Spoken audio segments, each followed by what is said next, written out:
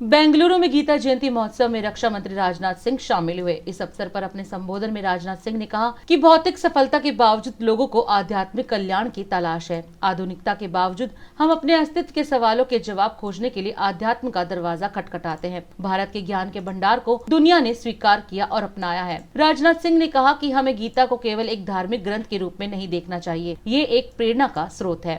संतों की क्षण भर की संगति यानी संतों का थोड़ी देर का भी साथ तो हमारे बड़े पुण्यों का यह प्रतिफल बताया गया है। और आज मैं आप सभी संतों श्रद्धालुओं के बीच यहाँ पर उपस्थित हूँ। यह निश्चित ही मेरी पुण्यों का प्रभाव है, जो मेरे अच्छे कर्म होंगे उसका प्रतिफल है, जिसके चलते आप लोगों का सत्संग आज मुझे प्राप्त हुआ है। आज गीता जयंती है। मैं आप सभी को गीता जयंती की हार्दिक शुभकामनाएं देता हूं। और आज इस पावन अवसर पर आप सभी गीता दान का जो महायज्ञ शुरू कर रहे हैं, मैं उसके लिए भी आप सबको हार्दिक बधाई देता हूं और आप सभी को साधुवाद देता हूं। और ईश्वर से इस अभियान की सफलता की भी मैं कामना करता हूं।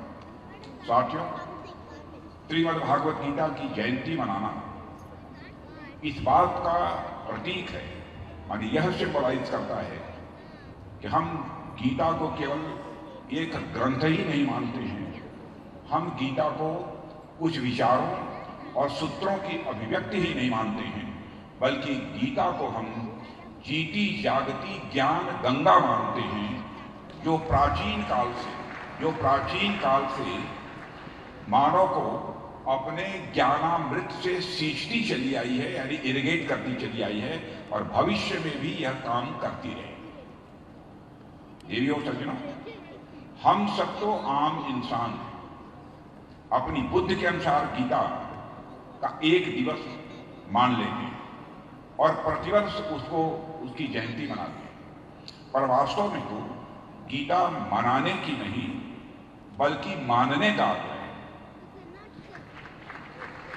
मानने की भी नहीं बल्कि यह जीने का आग्रह है।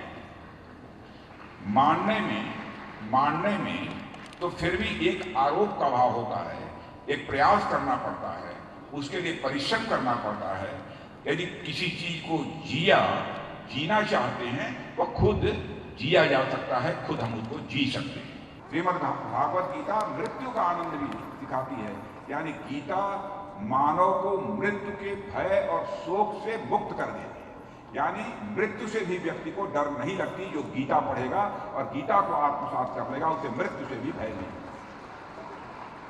मित्रों, जो मनुष्य जीवन मृत्यु के भंवर से ऊपर उठ जाता है, वही अपने समाज, अपने राष्ट्र के लिए एक लीडर होकर फियरलेसली वह कुछ कर सकता है।